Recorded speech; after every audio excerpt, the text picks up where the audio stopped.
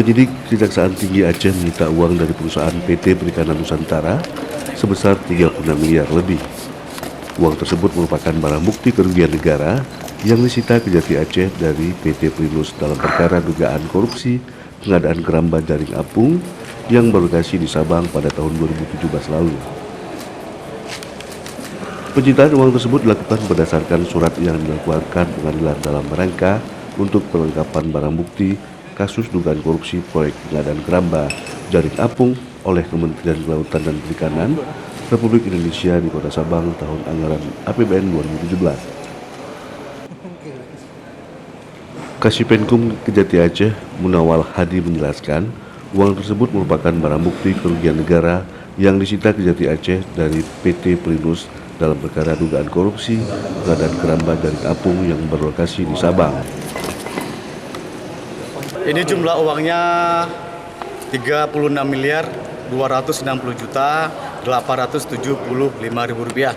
Ini akan kita titipkan di rekening penampungan dengan kode RPL 01 pada Bank BRI cabang Banda Aceh yang nantinya akan dijadikan barang bukti dalam perkara ini. Ini merupakan inisiatif dari itikat baik dari rekanan dan juga upaya dari penyidik untuk mengembalikan dan memulihkan kerugian negara yang ditimbulkan dalam perkara pengadaan keramba jaring apung tersebut.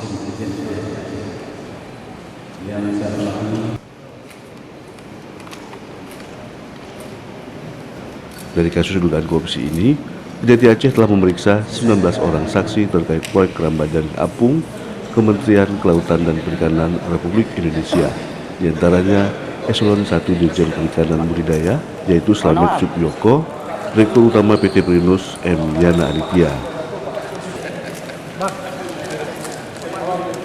Sebelumnya, penyidik Kejaksaan Tinggi Aceh telah melakukan penyitaan 2 unit kapal jaring apung keramba dan peralatan di dalam 2 unit gudang serta peralatan jaring apung di Pelabuhan Seti 3 dan 1 Kota Sabang.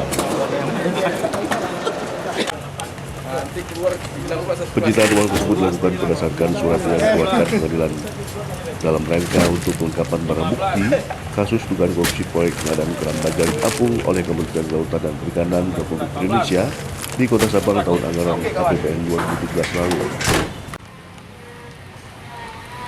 Dari Banda Aceh, Ferry Fendi melaporkan.